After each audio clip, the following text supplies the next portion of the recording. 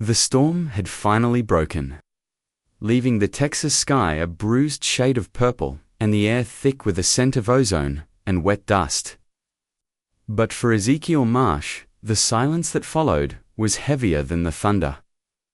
He stepped off his porch, his boots sinking into the mud of a ranch that was slowly dying, much like his hope. The cattle were gone, victims of drought and disease. And his nearest neighbor was 15 miles of harsh, unforgiving scrubland away. He was a man alone at the edge of the world, or at least that's what he thought, until he looked toward the edge of the yard. What he found there defied every logic of the frontier. 2 bodies lay sprawled in the mud near the fence line, half hidden by the debris of the storm. At first glance, Ezekiel thought they were drifted logs, or perhaps dead livestock he hadn't accounted for. But as he drew closer, the truth made his blood run cold. They were women. Apache women. But these were not ordinary figures. They were titans. Even lying unconscious in the dirt, their sheer size was something out of a fever dream or a whispered legend around a terrified campfire. The shorter of the two, if she could even be called short, lay on her side, her frame stretching well over 6 feet. Her arms, exposed by torn buckskin, were corded with muscle thicker than most men's legs, built for a life of warfare and survival. But it was the second woman who stopped Ezekiel's breath in his throat. She was a true giantess, a massive figure of solid muscle and bone that must have stood nearly 7 feet tall when upright. Her shoulders were broader than the doorframe of Ezekiel's cabin, and her hands, currently clenching the mud in unconscious spasms, were large enough to crush a man's skull. Ezekiel froze. Every survival instinct he possessed screamed one absolute truth: run. On this unforgiving frontier, there was an iron law written in blood. Helping the Apache meant death for a settler. Men had been hanged for less, accused of collaboration in a war that showed no mercy to either side. If he touched them, if he helped them, he was signing his own death warrant. But as he turned to leave, the massive 7-foot woman groaned. Her eyelids fluttered open, revealing dark, obsidian eyes that locked onto his. Ezekiel braced himself for fury, for the hatred of a warrior looking at her enemy. Instead, he saw something that shattered his resolve: desperate, human fear. It was the same terror he had felt watching his sister, Elizabeth, die of fever 3 winters ago. The giant woman tried to speak, her voice a deep, resonant rumble that vibrated in the air. But she managed only a whisper in her native tongue before her eyes rolled back, and consciousness fled her again. Ezekiel stood over them, the rain beginning to drizzle once more. He looked at the shorter giant, seeing the dark stain of blood spreading from her ribs. She had been impaled, perhaps by a branch, perhaps by a blade. They were dying. 2 human beings were bleeding out in his yard while he calculated the cost of his soul.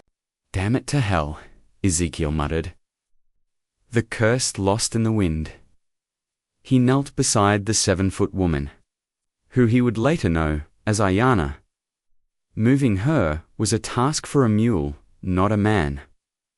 He hooked his arms under her shoulders, gritting his teeth as he heaved. She was impossibly heavy, a density of muscle that felt like moving a granite boulder.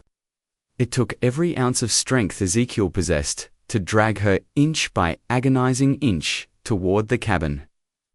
He had to go back for the sister Itel, whose breathing was rattling with the telltale sound of a punctured lung.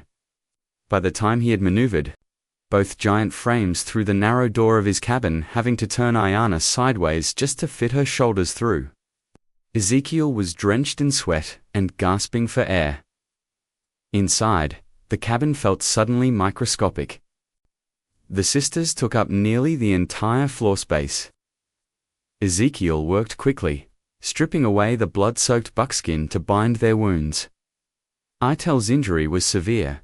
a jagged puncture wound near the floating ribs. Ayana had taken a blow to the head and several lacerations across her back, defensive wounds from fleeing something dangerous. Water. The voice was deep, commanding, yet cracked with pain. Ezekiel turned to see Ayana awake, her massive frame propped up against the wall. Even sitting, she was nearly at eye level with him. "I have water," Ezekiel said, bringing a tin cup to her lips. She drank greedily, then immediately turned her gaze to her sister. "I tell she lives."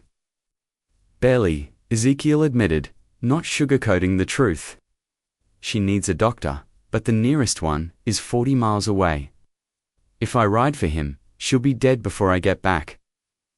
And if I bring him here, he will kill us." Ayana finished, her English broken but clear.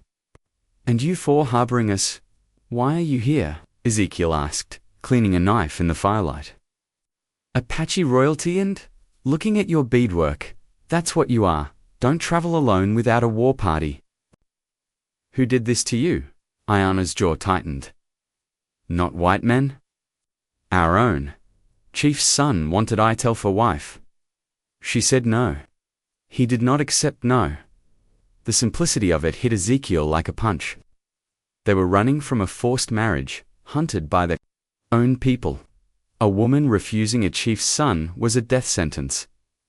"They are coming," Ayana said suddenly, her head snapping toward the window. "I feel the horses." Ezekiel moved to the shutter, peering through the crack, his heart hammered against his ribs. On the ridge overlooking the valley, 5 riders sat, motionless on their horses. Even from this distance, the war paint was visible. They were Apache trackers, the elite guard. They had found the blood trail. "How many bullets?" Ayana asked, reaching for the knife on Ezekiel's belt. 12 rifle. 6 pistol, Ezekiel said, his mouth dry. "Not enough." "Listen to me," Ayana said, her dark eyes boring into his. "You cannot fight them. They will burn this cabin with us inside. You must speak." "Speak? To a war party?" Ezekiel laughed nervously. "They'll shoot me the second I open the door." "No." Ayana grabbed his wrist, her grip like iron even in her weakened state. "You must tell them the truth. Tell them about the river girl." Ezekiel frowned, confused. "What? 3 moons ago," Ayana said intensely. "A girl, 14 winters. Found half drowned in the creek. A white man saved her, fixed her leg, gave her food, and guided her back to tribal lands. He asked for no payment. Gave no name." Ezekiel's eyes widened. He remembered the girl. He had found her caught in a flash flood, shivering and near death. He had helped her simply because it was the right thing to do. He never knew who she was. "That was Chief Nolish's youngest daughter," Ayana whispered. "My sister." The chief swore a blood debt to the unknown white man. "You must claim that debt now." Outside, a heavy fist pounded on the door. "White man, we know you are inside. Come out." It was a gamble of insane proportions. He was betting his life on the gratitude of a chief he'd never met, for a deed he'd almost forgotten. But looking at the 2 giant women, seeing the fear and defiance in their eyes, Ezekiel knew he had no choice. He opened the door, 5 rifles leveled at his chest instantly. The leader, a scarred warrior with gray streaking his hair, glared down from his horse. "You harbor fugitives? Women who defy the tribe. Give them to us, and you die quickly." Ezekiel stepped out onto the porch, forcing himself to stand tall, though he felt dwarfed by the situation. "I am Ezekiel Marsh. 3 moons ago, I pulled a girl from the rushing waters of the creek. I set her leg and sent her home to her father, Chief Nalesh. I claimed the blood debt owed to me. Silence descended over the yard. The wind whistled through the fence posts. The leader lowered his rifle slowly, his eyes narrowing as he studied Ezekiel's face. "You were the one?" the warrior asked skeptically. "The ghost who saved the little bird?" "I am," Ezekiel said firmly. "And I claim sanctuary for these women under that debt." He spat on the ground, conflict warring in his expression. Finally, he nodded. "Chief Nalish comes at sunrise. He will decide if the debt covers the defiance of his daughters." They weren't leaving, but they weren't attacking. Ezekiel exhaled, his knees nearly buckling. He had bought them a night. Just one night. He retreated inside, barring the door. The hours that followed were a blur of tension. He and Ayana worked in silence to stabilize Itel, as the adrenaline faded. Was terrifyingly beautiful. Her strength was palpable, but so was her tenderness as she cared for her sister. "You risked much?" Ayana said softly, catching his stare. "Maybe I'm just a fool." "No," Ayana shook her head, a small smile touching her lips. "A fool would have run. You are, ... different." For a moment, the gap between their worlds seemed to vanish. But the peace was shattered by the sound of new hoofbeats, heavy, shod hooves. Not Apache ponies. "More warriors?" Ezekiel asked, grabbing his rifle. Ayana moved to the window, her massive frame tense. "No. White men. Many of them." Ezekiel peered out. His blood turned to ice. It wasn't just riders. It was the law. A silver star caught the moonlight. "Marsh?"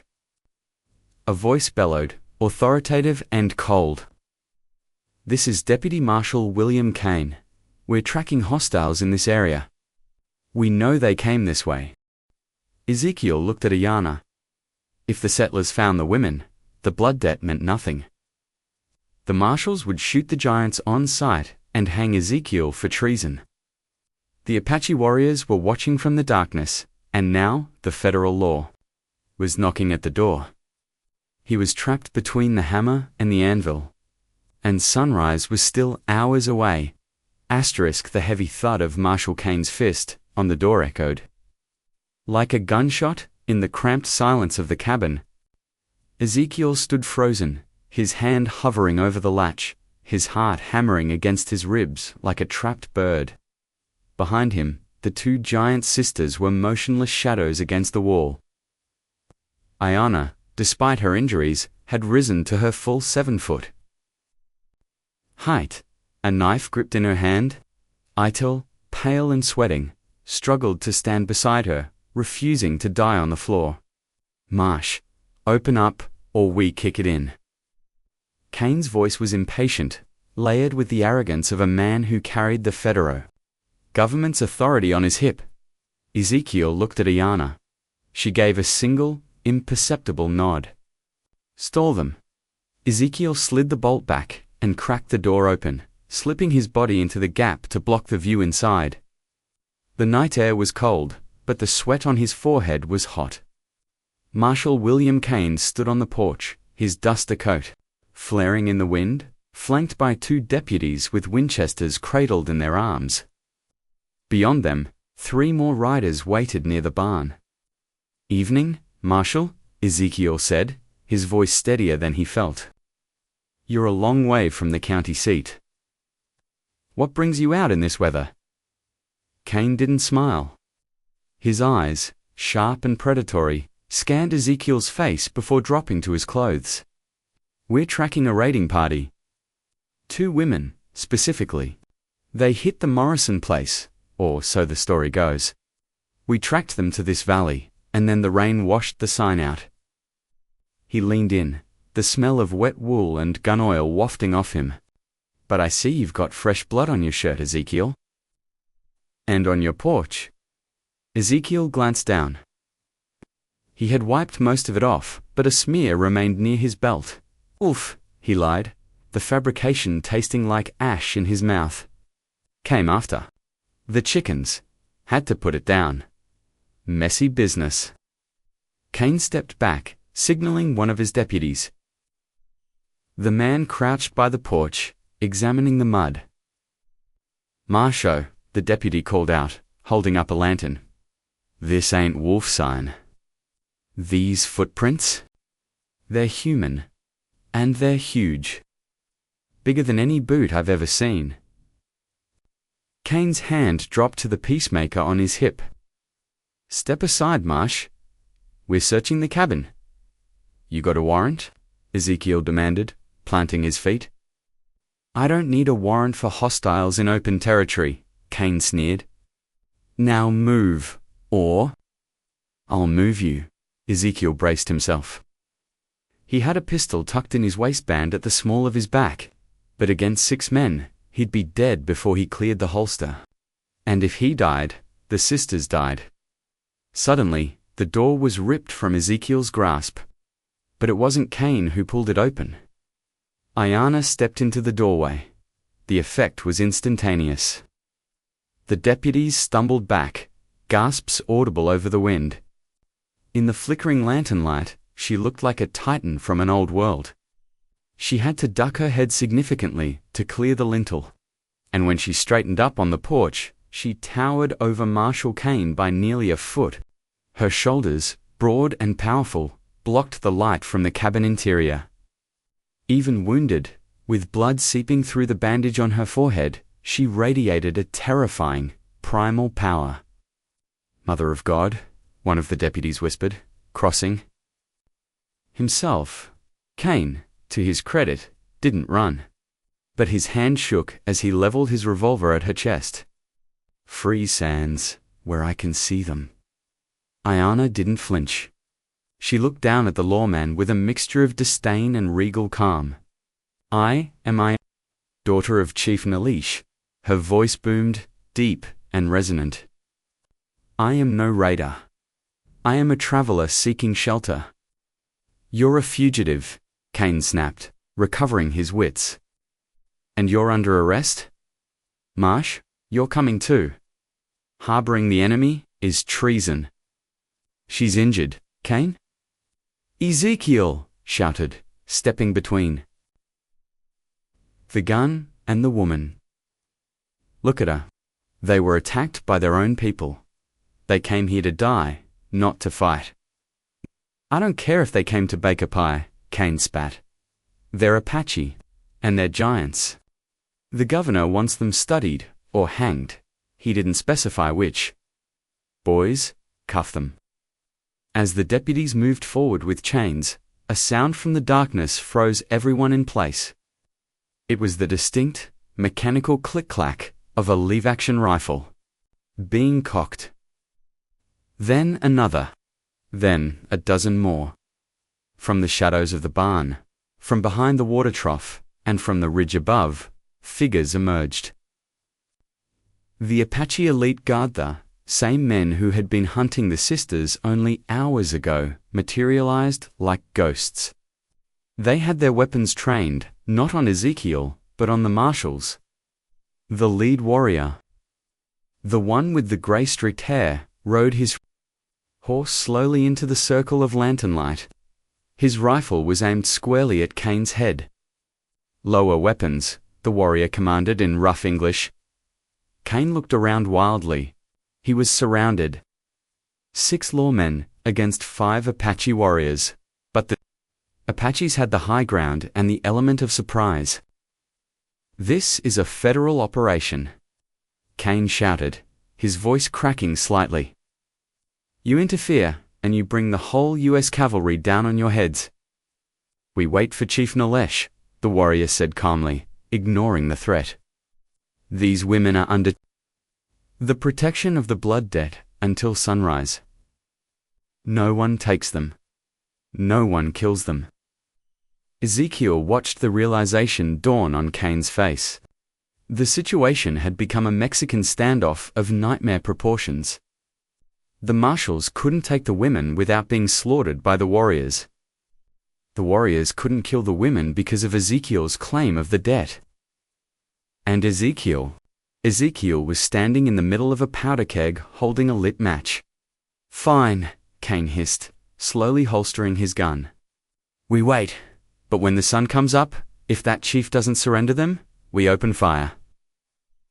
And Marsh, you're the first one I shoot."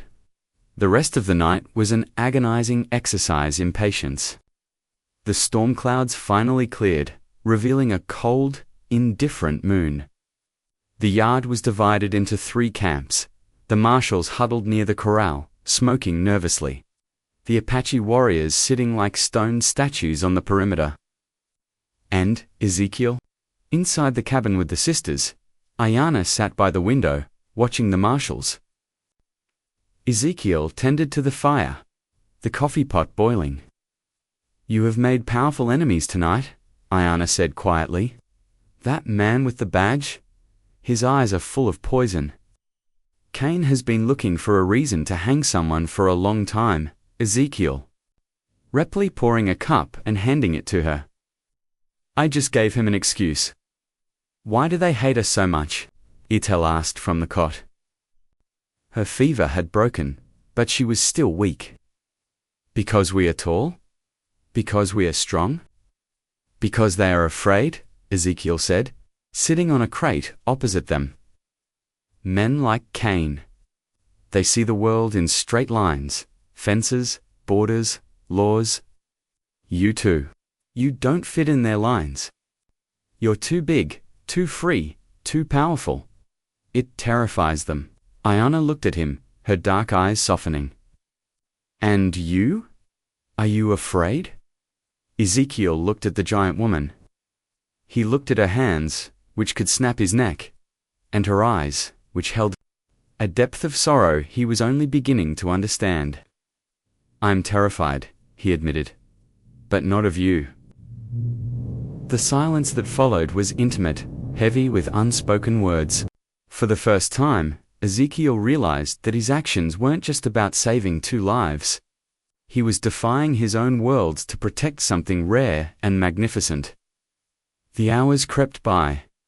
The eastern sky began to bleed from black to gray, then to a soft, bruised pink. The sunrise was coming.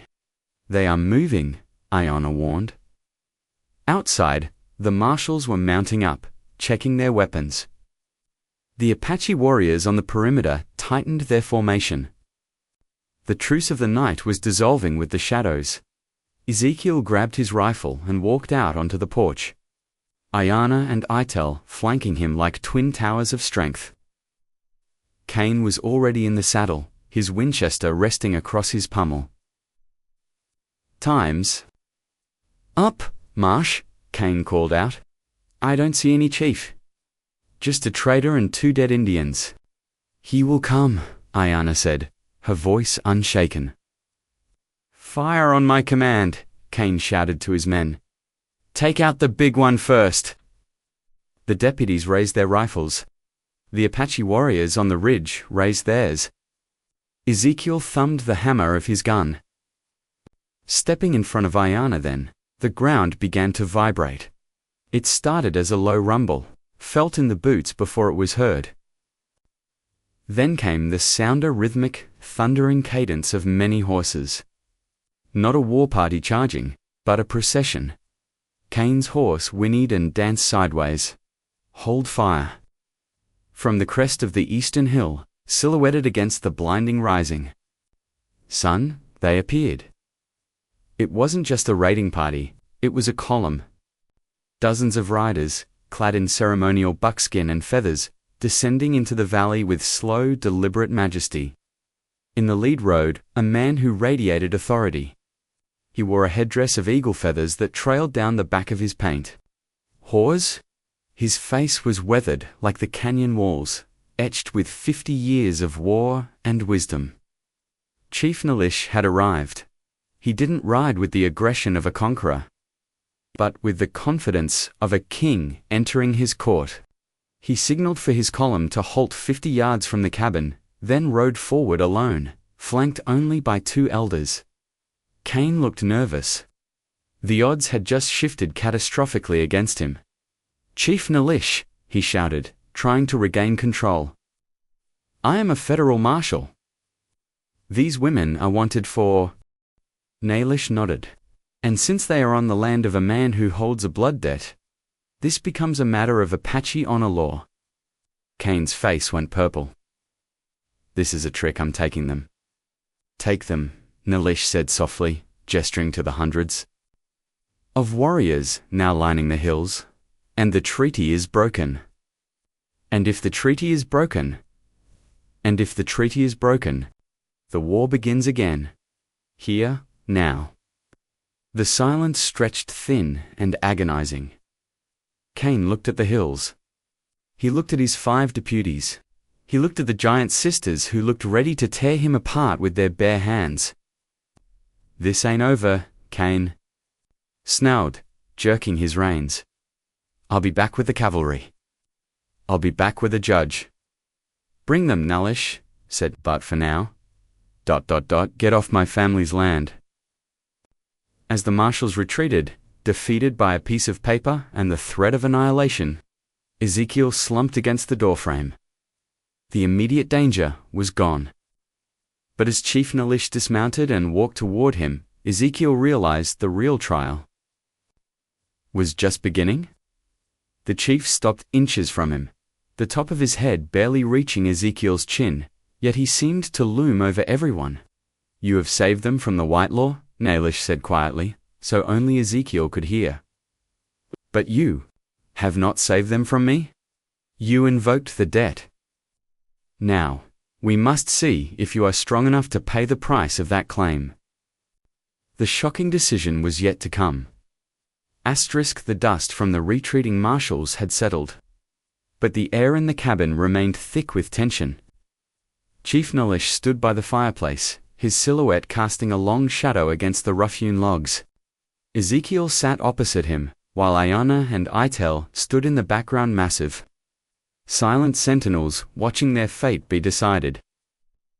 "You have humiliated the Whitelaw," Nalish said, his voice low and contemplative. "Marshal Kane will not forgive this. He will return with paper that cuts deeper than knives.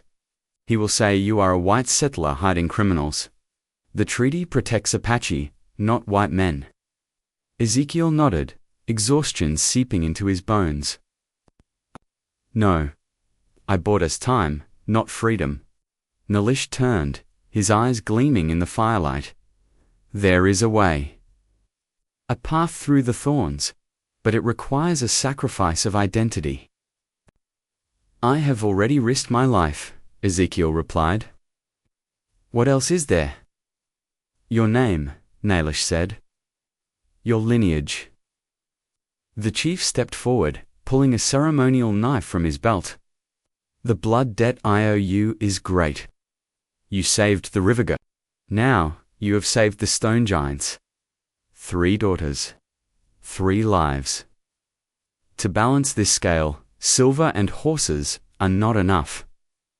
He looked at Ayana, then back to Ezekiel.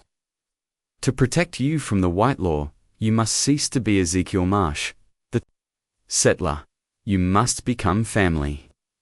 If you are my son, you are Apache. If you are Apache, you are protected by the treaty."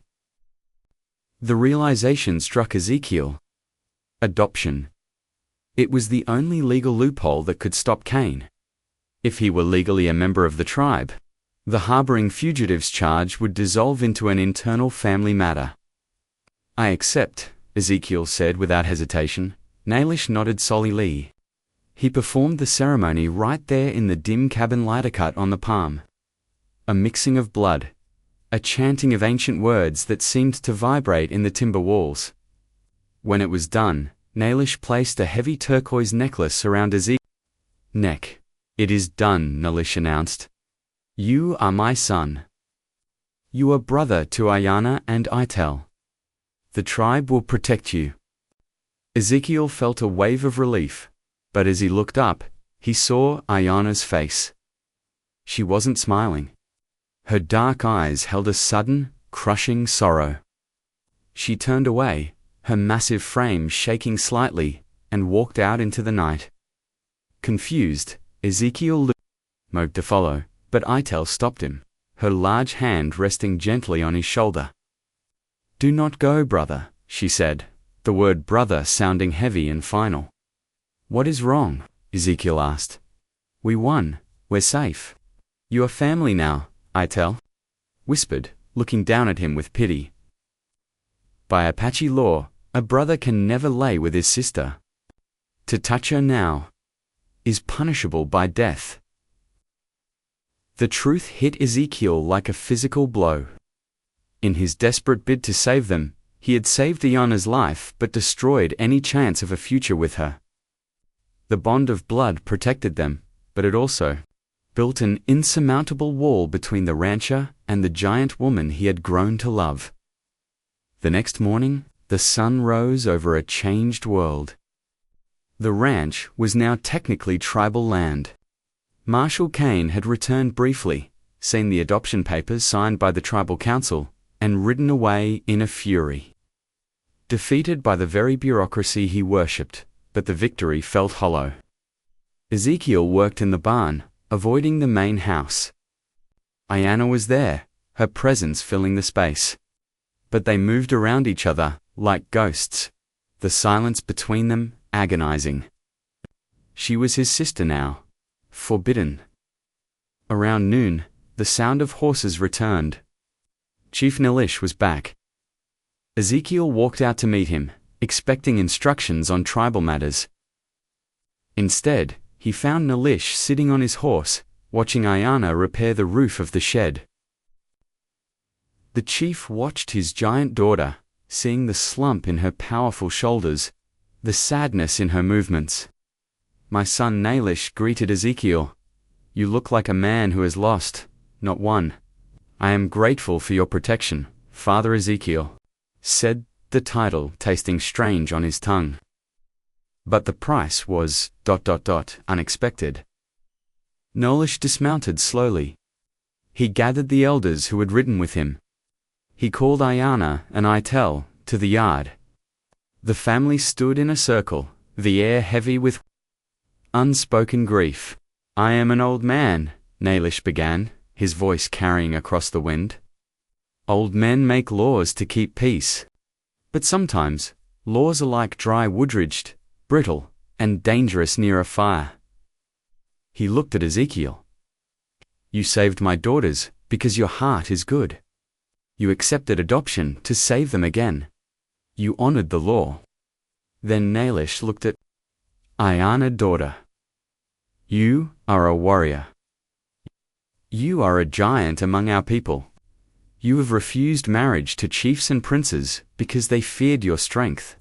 But this man, ... double quotes Nalish, pointed at Ezekiel. "He does not fear you. He stood between you and the guns." Ayana looked at her feet, her cheeks flushing. "He is my brother, father. The law is the law. The law serves the people," Nalish said sharply. "The people do not serve the law." The chief stepped forward and grabbed the turquoise necklace around Ezekiel's neck, the symbol of his adoption. "I made a decision yesterday to save a life," Nalish announced. "Today, I make a decision to save a heart." With a sudden, sharp tug, Nalish snapped the leather cord. The necklace fell into the dust. A gasp went through the elders. Itel's eyes went wide. "I revoke the adoption," Nalish roared. "Ezekiel Marsh, you are no longer my son. You are cast out of my bloodline. You are a stranger to me." Ezekiel stood frozen, thinking he had offended the chief, thinking he was about to be abandoned to the law again. But then, a sly smile crept onto Nolish's weathered face.